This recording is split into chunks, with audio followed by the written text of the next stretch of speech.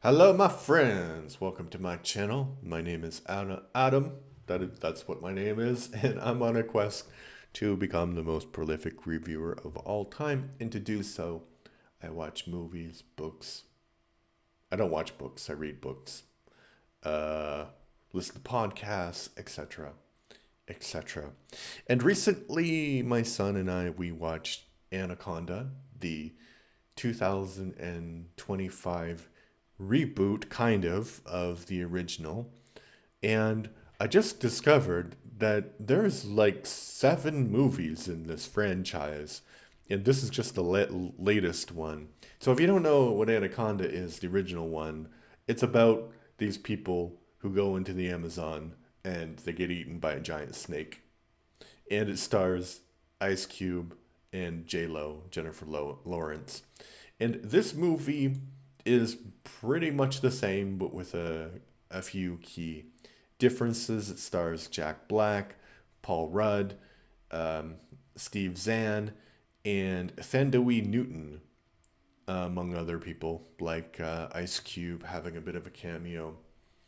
And so the reason it's different is Paul Rudd plays this down on his luck actor, and he goes home to visit one of his best friends.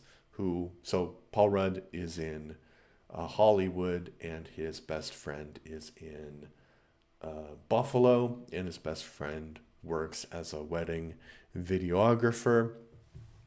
And there's actually like a really nice introduction to the movie where he's kind of selling the couple on an idea that their wedding movie could be like Anaconda, basically.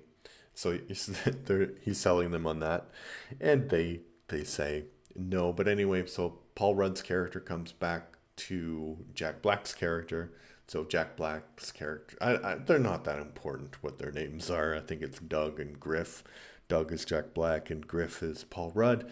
So Rudd says to Black, um, or Griff says to Griff says to Doug. Already, I forgot what the guy's name was. Griff says to Doug, I have the rights to Anaconda because somebody saw, which is a really crazy story. So he says that somebody gave him the rights to the Anaconda movie because it was based on a book, and this Japanese guy saw him in a very bad TV series, and he liked him so much that he gave him the rights to Anaconda. And all of his friends are like, "Yeah, that sounds completely reasonable." So they decide that they're going to do a remake, and they raise the money. Actually, they don't really raise the money. They say that they need like $1 million to do the film, and the bank gives them $9,000. And then they revise the budget, and it's like $40,000. So they don't have enough money to do the film, but they decide to do the film anyway, and they go to Brazil.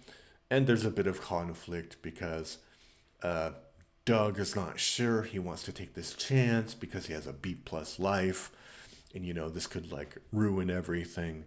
But it's weird because I guess that he works for his dad, or something.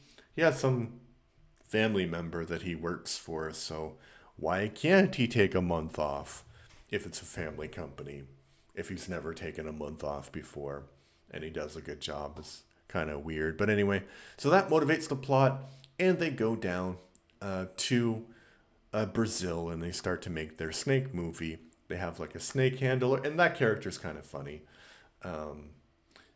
They have these interactions with the snake handler, and there is like a couple of funny moments in the movie that I'm not gonna spoil in case you want to watch them, but it's not like minute per minute hilarity or anything. It's probably like a C+ movie, using Doug's grading scale. I think the thing that so it's basically like Tropic Thunder, except not as funny, but not bad, but not as funny. It's very meta take on making movies. It's a meta take on the Anaconda franchise because it's both a reboot, an homage to the film, and also like a real Anaconda movie. you kind of feel sympathy for the snake character at the end because he's just he just wants to have lunch and they're trying to blow him up. But one thing that I would say that is quite like I'm not going to say that Jack Black is the greatest actor in the world because I don't think that he is, but I think in this movie I think he has a tendency in his more recent movies to really overact, like in the Minecraft movie, but not just the Minecraft movie. In a lot of movies, he plays the same character, basically. And I think that's probably after School of Rock. It's kind of that character. Over the top, very, very loud, very boisterous. And there are moments, so I think when I saw Tropic Thunder recently, I was quite astounded that he didn't always act that way. And in this movie, he sometimes he has these like boisterous Jack Black moments, but he is trying to play a character that is different from Jack Black. Does he succeed entirely? No, no, but there are like moments where you're like, hey, he's doing something different. So we have to kind of begrudgingly respect that. All right, that's my review of Anaconda from 2025. Do I want to watch all 7 movies? No, no. I might go back and watch the original. If I'm not even sure I've seen it, but anyway, what do you think about Jack Black, Paul Rudd? Oh, I didn't even talk about Paul Rudd because Paul Rudd is interesting because he has kind of the Jack Black problem because he's had a career for such a long time that he's kind of decided what works for him. And what works for him is this sort of like charismatic guy, but he's supposed to play kind of an idiot, right? And he doesn't really do a great job of inhabiting any kind of character. Like the thing about Tropic Thunder that's so good is that they're all characters. Maybe they're a bit extreme, but they're believable. Like Griff is a non-entity. He's just there to propel the plot. And I think Jack Black's character is more of a character, actually. Doug's more of a character than his friend Griff is. But anyway, what did you think about the movie? Did you like it? Did you dislike it?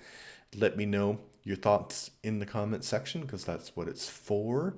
If you like what I do, please subscribe. I'm trying to get to 800 subscribers by the end of March. And if you're listening on Spotify, please give me a follow. Thanks. Bye bye.